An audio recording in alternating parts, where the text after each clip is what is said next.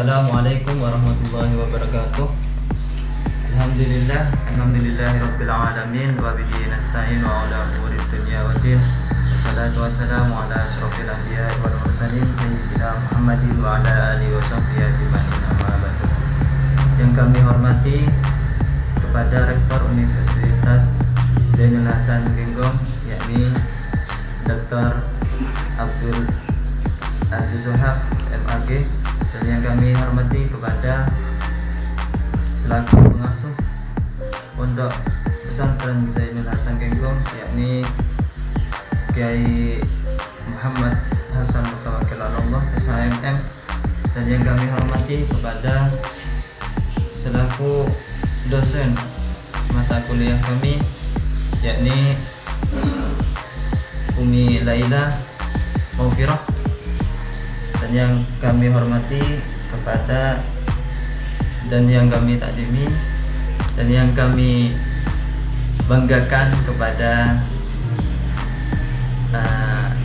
dosen-dosen yang lain yang tidak bisa saya sebutkan satu persatu. Di sini saya pemateri pertama dari kelompok 1 yang akan menjelaskan peta konsep tentang materi tentang teori belajar dalam pembelajaran. Apa itu teori belajar dalam pembelajaran? Teori belajar itu adalah suatu proses usaha yang dilakukan oleh individu untuk suatu perubahan dari tidak tahu menjadi tahu, dan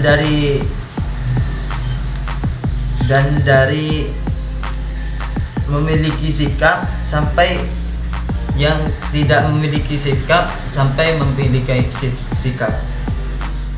Teori belajar adalah suatu teori yang di dalamnya terdapat cara pengaplikasian kegiatan belajar mengajar antara guru dan siswa. Teori belajar di sini berfungsi sebagai petunjuk dan sumber-sumber stimulasi bagi penelitian dan pemikiran ilmiah lebih lanjut. Dan sekian dari saya materi pertama, dan seterusnya akan dijelaskan oleh materi kedua dan pemateri ketiga. Wassalamualaikum warahmatullahi wabarakatuh. A few moments later.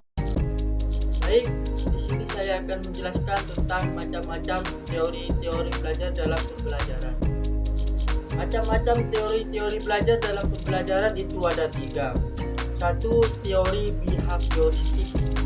Teori behavioristik adalah teori belajar yang mengedepankan perubahan perilaku peserta didik sebagai hasil proses pembelajaran, yakni terjadinya sebuah tingkah laku yang diakibatkan oleh adanya interaksi stimulus dan respon.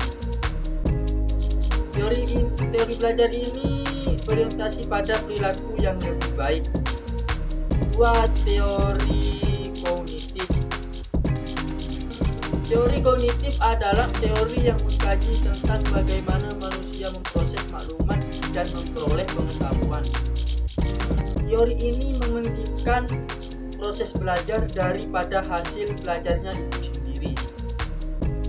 Teori ini juga menekankan bagaimana aspek rasional seperti pengetahuan, pemahaman, penerapan, analisa, sintesa, dan evaluasi yang digunakan dalam pembelajaran. Teori kognitif juga melibatkan proses seperti persepsi dan ingatan, proses maklumat dan pembentukan konsep, serta penyelesaian masalah dan pemikiran kritis. 3. Teori konstruktif. Teori konstruktif adalah teori belajar yang mengusung pembangunan kompetensi, pengetahuan, keterampilan secara mandiri oleh peserta didik dan difasilitasi oleh pendidik melalui berbagai rancangan pembelajaran dan tindakan yang dilakukan untuk menghasilkan perubahan yang dibutuhkan pada peserta didik. Teori belajar menurut teori konstruktif mempelajari tentang membangun perspektif tentang berbagai hal dan membangun makna berdasarkan pengalaman kita. Pengetahuan yang dibangun oleh siswa sendiri bukan diberikan oleh guru secara pasif.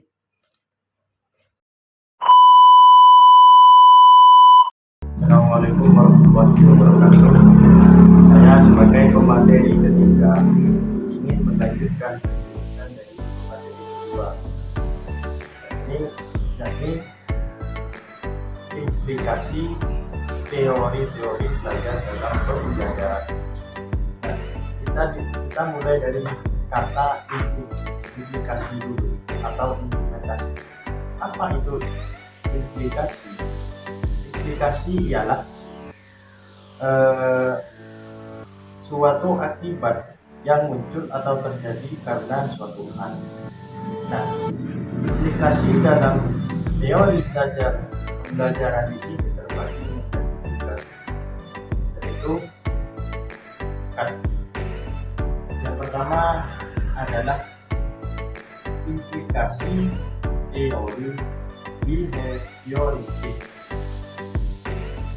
Behavioristik adalah perubahan tingkah laku sebagai akibat dari adanya pengalaman dan latihan dalam hubungan stimulus dan respon. Dengan kata lain, belajar merupakan bentuk perubahan kemampuan siswa dalam bertingkah laku dengan cara yang baru sebagai hasil interaksi antara stimulus dan respon. Dan yang kedua adalah implikasi kognitif. Yang kedua adalah implikasi teori belajar kognitif. Nah, dalam pembelajaran, bahasa dan cara anak itu berbeda dengan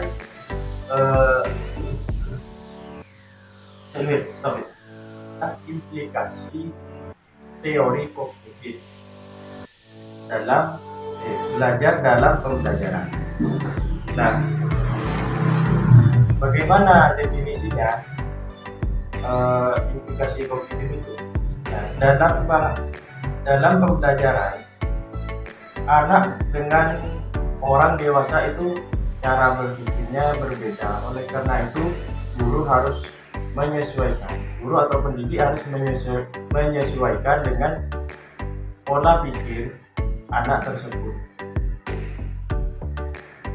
Dan anak-anak akan belajar lebih baik apabila dapat menghadapi lingkungan dengan baik.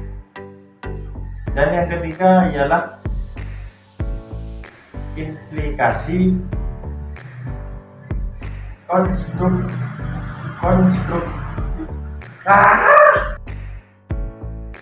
Dan yang ketiga ialah implikasi teori konstruktivistik. Dalam pembelajaran, teori ini adalah dengan menjadikan contoh dari konsep-konsep yang telah diajarkan dan membantu mahasiswa mengenali hubungan antara konsep-konsep tersebut. Sekian dari saya. Apabila ada